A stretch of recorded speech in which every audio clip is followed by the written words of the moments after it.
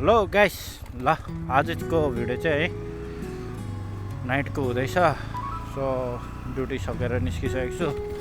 तपाईँलाई के कस्तो लाग्छ हेर्दै गर्नुहोस् मेरो भिडियो। सो मन परे लाइक कमेन्ट है, अनि सेयर गर्नु नभुलिदिनु। जना नयाँहरू छ हेर्ने है, उहाँहरूले चाहिँ एकदम फलो चाहिँ गरिदिने आशा राख्दछु।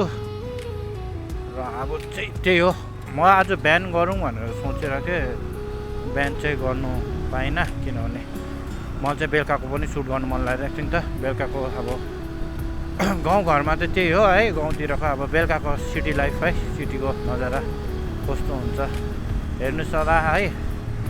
तपाईँहरूलाई कस्तो के लाग्छ, जति पनि अब गाउँमा बसेर सिटीहरू रातिको सिनहरू हेरेको छैन भने चाहिँ मेरो भ्लगद्वारा तपाईँहरूले हेर्नु सक्नुहुन्छ। र मेरो भिडियो इन्जोय गर्दै गर्नुहोस्। योभन्दा पनि धेरै राम्रो राम्रो ल्याउने कोसिस गर्छु। र आजको क्यामेरा एङ्गल कस्तो छ है, माइक क्वालिटी कस्तो छ, please comment down below. I hope, आशा राख्छु सबैजना ठिकै होला, म पनि ठिकै छु। अब अलिक पछि मेबी है उता गाउँमा आएर गाउँको पनि भ्लग गरौँ भनेर सोच्दैछु। सायद अब हुन्छ कि हुँदैन है, प्लान चाहिँ गर्दैछु। इनकेस भनेको जस्तो भयो भने चाहिँ है तपाईँहरूलाई दार्जिलिङको वक है लिएर आउनेछु।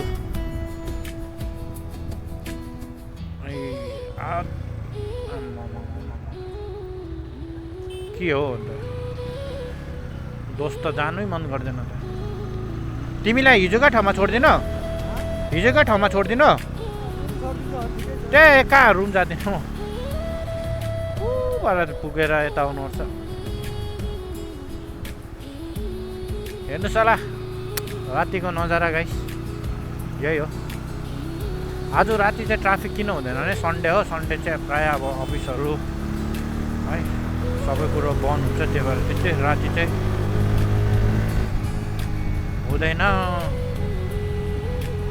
यहीँ छोडिदिन्छु ल तिमीलाई, उहाँबाट साह्रो पर्छ अहिले मलाई युटर्न हान्नु।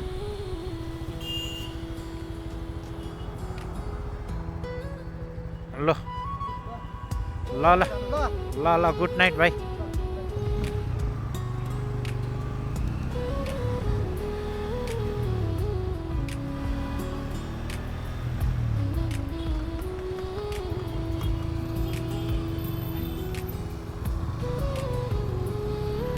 ल भाइलाई पनि छोडिदिइसकेँ।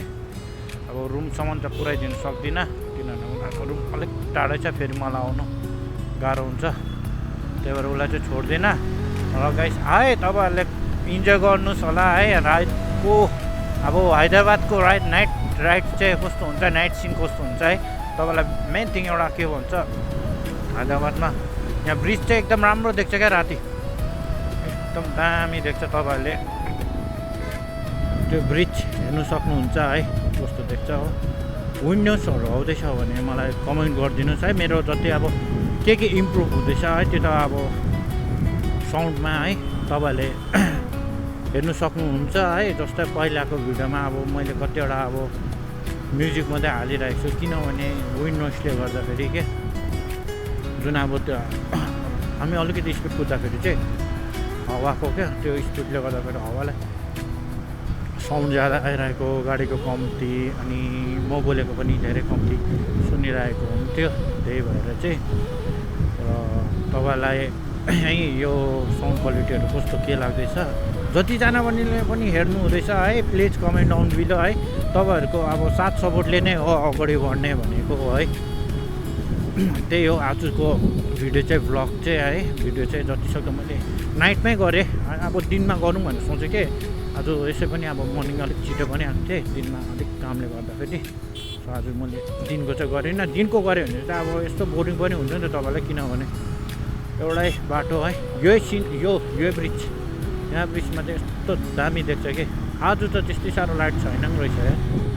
यहाँ चाहिँ प्रायः मान्छेहरू राति है फोटो खिच्नहरू आइरहेको हुन्छ।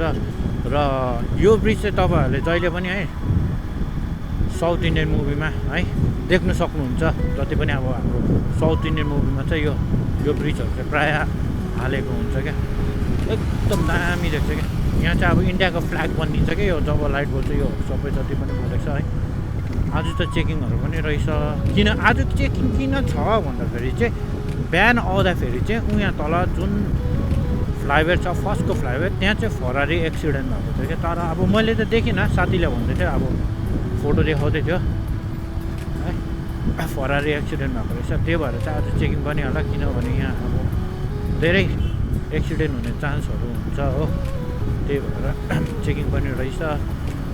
आई होप सबैजना ठिकै छ है। अब मन पराउँदैछ होला मेरो भिडियो है, हजुरहरूले मन पराउँदैछ होला। अब यही बाटो हो म चाहिँ बिहान आउने है, बिहान आउने यही बाटो हो, बेलुका जाने यही बाटो हुन्छ। अरू बाटो पनि छ, अब अरू बाटोबाट चाहिँ अलिक टाढो पर्छ है, टाढो भन्दा टाढो पर्छ, अलिक टाइम खान्छ। त्यही भएर चाहिँ म प्रायः यही बाटो अप डाउन गर्छु।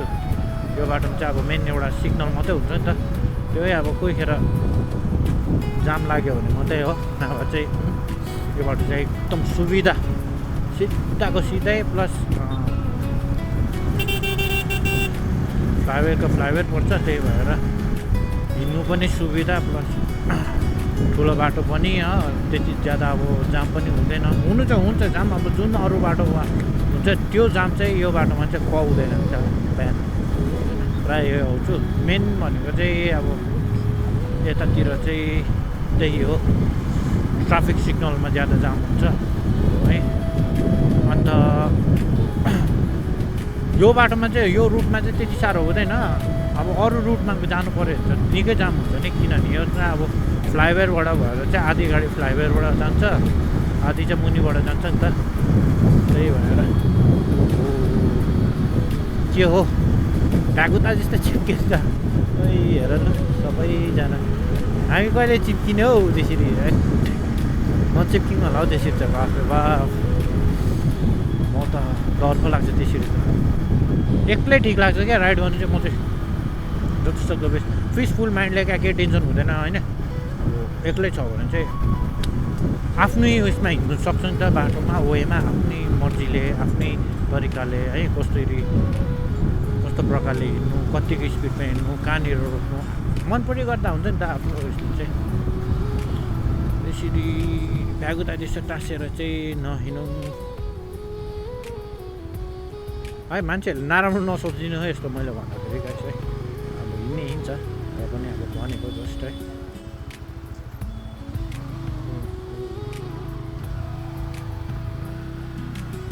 यहाँ चाहिँ किन यसरी जाम हुन्छ भने चाहिँ यहाँ चाहिँ लेफ्टपट्टि जाने पनि दुईवटा बाटो छ क्या।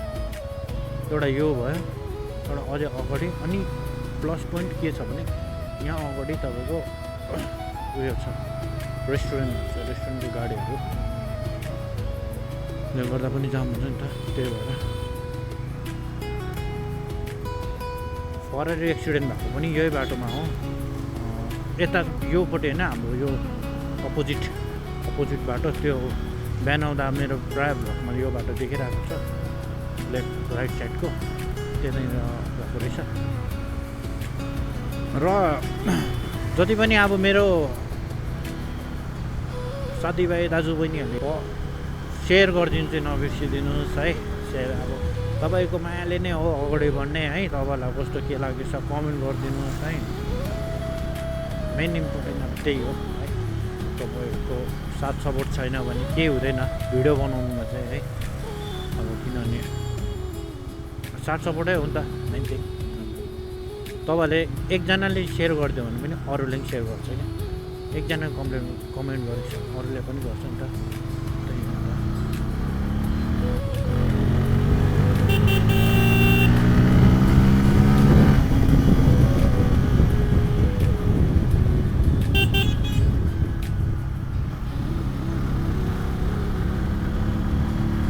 विन्टरमा चाहिँ क्या गाइस यो बाटो चाहिँ एकदम चिसो हुन्छ, यस्तो जाडो हुन्छ नि।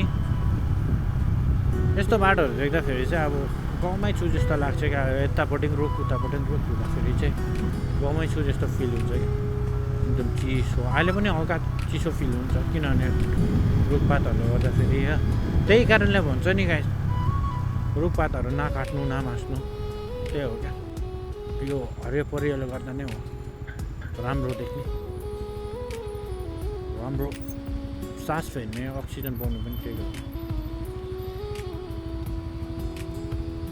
यहाँनिर जहिले पनि यो सिक्किमवाला चाहिँ जहिले पनि रोक्नुपर्छ बिहान आउँदा भयो। बिहान आउँदा चाहिँ 2 चोटि समथिङ पर्छ, बेलुका चाहिँ प्रायः 1 चोटि नै पर्छ, किनभने आफ्नो सेफ्टी फर्स्ट हेर्नुपर्छ। यसरी ट्रिपल राइड चाहिँ नगर्नु।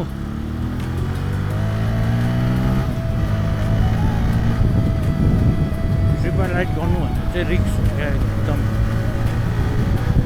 ट्रिपल राइड गरेर के पाउँछ, बरु आरामले जाऊ होइन, आरामले हिँड, के फरक पर्छ र।